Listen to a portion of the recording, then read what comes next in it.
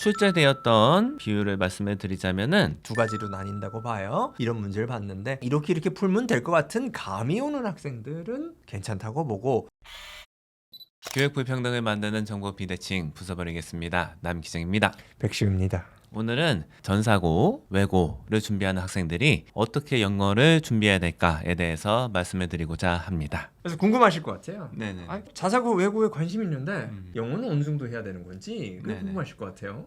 그래서 이제 학교마다 굉장히 다르다. 먼저 이렇게 말씀을 네네. 드리겠습니다. 예를 들어서 이제 외대부고 정도를 가서 포기하고 싶은 마음이 들지 않게끔 하는 거. 요거를 이제 최소 기준이라고 저는 보거든요. 예. 난 더 이상 여기서 못하겠다. 이런 그- 느낌이 들면 안 되잖아요.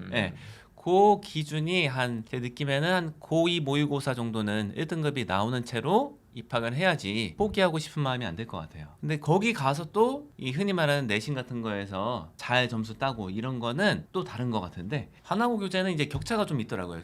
교재마다 난이도가 상당히 차이가 나는데, 근데 뭐 보면은 엔톨로지 같은 거 엄청 두꺼운 거 지문 발췌서 쓰고 이런 거 보면은 거기는 사실 굉장히 힘들겠다. 특히 이제 하나고 같은 경우에는 쓰기 문제가 많아서 쓰는 게 익숙하지 않은 친구들은 가서 아무리 열심히 해도 좀 힘들겠다는 생각이 들었어요.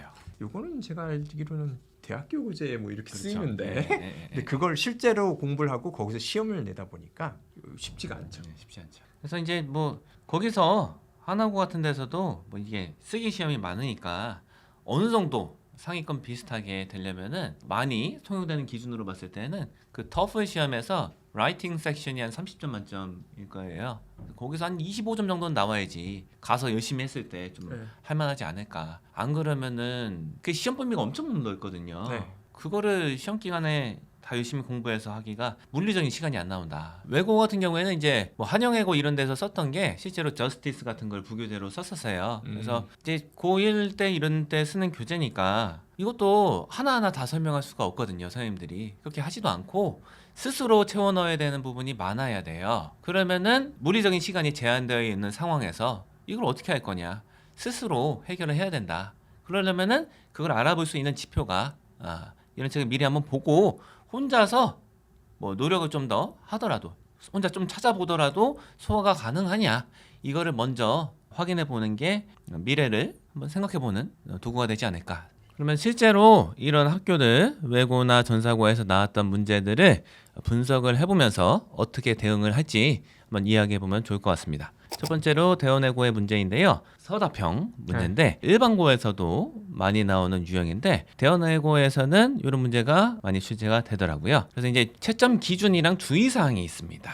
일단은 어색한 부분만 바꿔서 써야 된다. 그리고 임의로 새로운 명사나 동사를 추가하면 안 된다 하는 건데, 이 부분이 약간은 운신의 폭을 좁히는 부분일 것 같아요. 그러니까 영어 어학력이 있는 친구들은 기본적으로 좀 이상한 거는 감지까지는 하고 자기가 주로 쓰는 언어로 바꿔 쓸 수는 있는데, 여기 조건이 있기 때문에 임의로 새로운 명사나 동사를 추가할 수 없다, 뭐 이런 거가 있기 때문에 쓰는 게 좀 까다롭지 않을까. 그래서 출제되었던 문제 유형별로 비율을 말씀을 드리자면은 뭐 워드 마스터도 있고 교과서도 있고 리딩 마스터도 있다. 여기서는 부교재죠. 문제는 두루두루 나왔지만 교과서는 거의 안 나온다. 그리고 서답형도 문제가 많다. 이게 어떤 학교들은 이제 외고 같은 경우에는 교과서에서 거의 뭐 아예 안 내는 수준이 되는 경우도 있는데, 여기서는 뭐 그 정도까지는 아니다.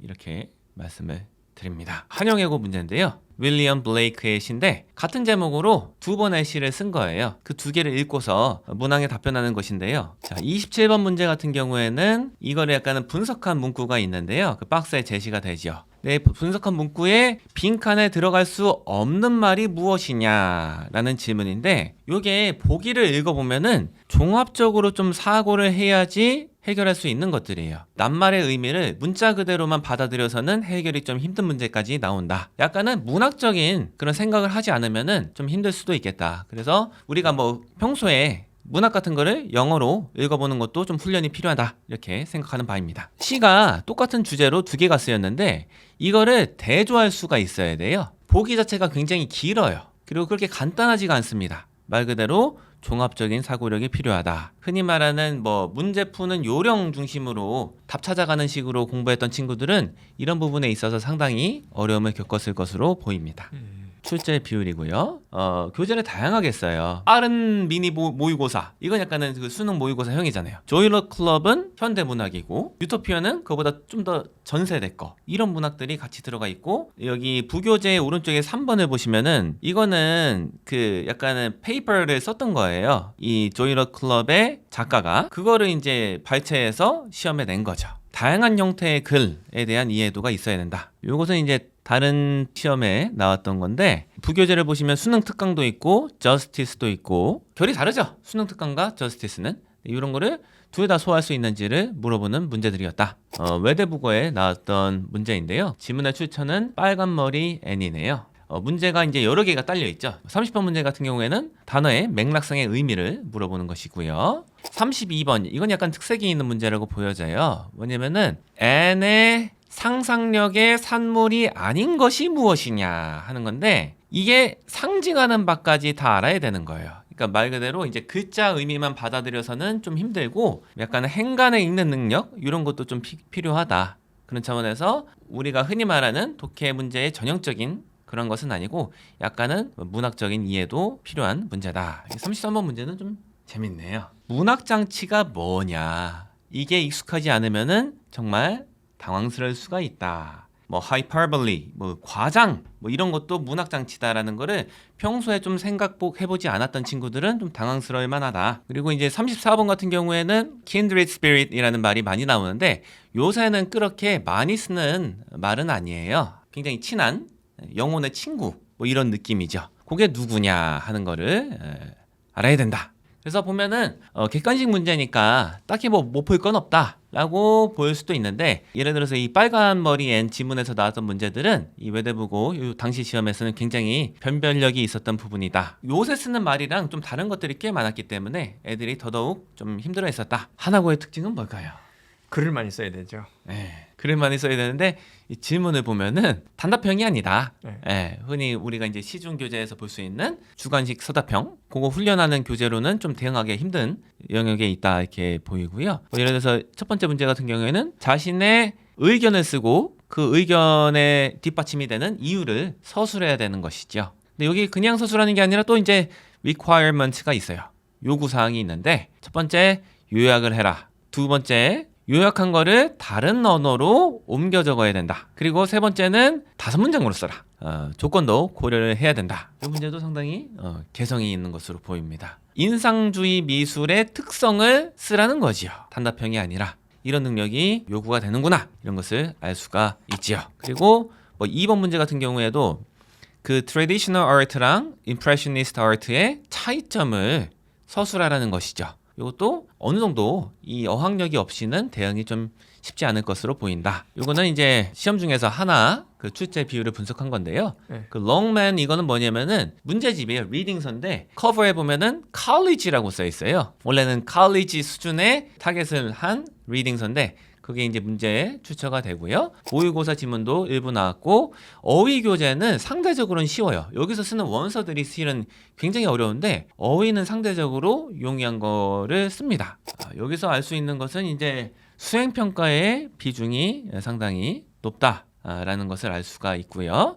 그리고 서논수령이 차지하는 비중도 상당히 높다라는 것을 알 수가 있습니다. 평소에 사실은 독서가 안 되어 있는 친구들은 입학하고 난 다음에 이걸 만들려고 한다. 그러면은 좀 쉽진 않다. 휘문고에서 나왔던 문제 중에 하나가 이제 앵무새 죽이기 읽고서 답하는 것이었는데요.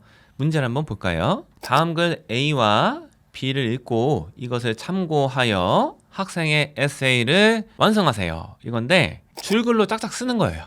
에세이이기 때문에 이 줄글로 짝짝 이게 에세이식으로 쓰는 게 훈련이 안 되어 있던 학생들은 상당히 골치 아팠을 것 같은 그런 부분입니다. 그래서 글쓰기는 평소에 준비하면 좋겠다 이렇게 생각하고요. 휘문고에서도 이런 문제가 종종 나옵니다. 그래서 어법에 대한 정확한 이해도 요구하는구나 이런 것을 알 수가 있었습니다. 이거는 이제 휘문고의 출제 비율이 나왔던 것이지요. 교과서, 부교재, 외부 지문 이 비율이 나와 있고요. 객관식과 서답형 문제 유형별로도 분석이 되어 있습니다. 원장님께서는 어떻게 보십니까? 이런 문제 보시면 어떻게 해야지 대응이 될 거라고 보세요? 요구하는 게 좀 깊죠. 그래서 생각할 수 있는 힘이 없이는 문제를 풀어봐도 의미가 없을 수 있을 것 같아요. 이런 문제를 이렇게 해서 이렇게 푼다고 설명을 들어도 이해가 안 된다고 하면 이거 문제풀이에 대한 공부를 해도 효용이 크지가 않죠. 왜? 그 문제를 풀 수 있는 기본적인 소양이 갖춰지지 않는 상태에서 문제를 풀어봤자 시간당 효율이 상당히 떨어지기 때문에. 그러면 또 궁금하실 수 있을 것 같아요. 그러면은 생각의 힘, 뭐 이런 문제 풀 수 있는 기본 능력은 어떻게 키워야 되냐? 생각을 많이 해야겠죠. 근데 어떤 아이들은 뭐 그런 아이들이 꽤 있을 것 같아요. 이런 학교 가보면 뭐 특별히 뭐 많은 일이 벌어지지 않아도 문제 풀 때, 일상생활에서 책을 읽을 때 또는 글을 많이 쓰지 않아도 가끔 글 쓸 때 생각을 깊게 하고 씁니다. 그래서 그거를 이 문제 풀거나 이런 문제 준비할 때 써먹죠. 근데 그게 자연스럽게 되지 않는 학생들은 도와줘야 돼요. 어떻게 도와줄 수가 있냐? 뭐 말을 하면서 할 수도 있는데 이 정도 수준까지 가려면 글을 써서 사고의 깊이를 깊게 하는 게 맞다고 봅니다.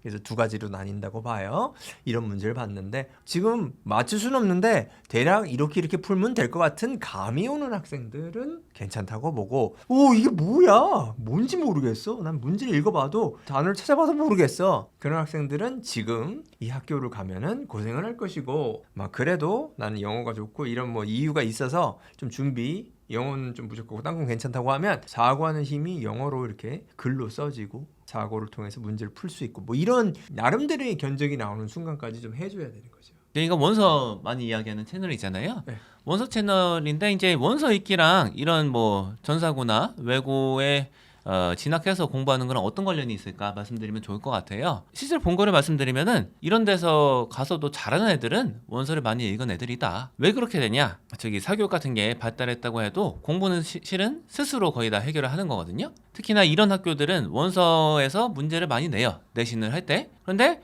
이거를 다 설명을 찾아다녔던 애들, 누가 설명을 먼저 해줘서 그거에 대해서 이제 속이 후련해져야지만이 공부를 이어갔던 친구들은 이런 접근법으로 공부하기 굉장히 힘들어요. 자기가 스스로 챙겨 먹는다. 책이 있으면 스스로 읽고서 파악하려고 한다.